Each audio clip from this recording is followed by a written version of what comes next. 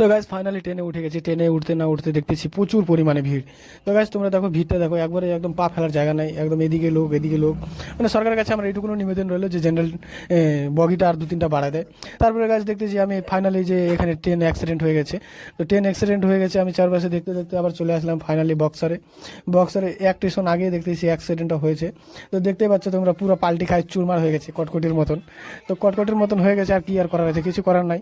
তো গাইজ দেখো তোমরাও আর ট্রেনে একটু ভালোভাবে সাবধানে জার্নি করবা। আর আমার তো জীবনটা কোনোদিন ট্রেনেই কাটে যাবে, কোনদিন লড়ে মরে মরে যাবো, বাস কাহিনী শেষ।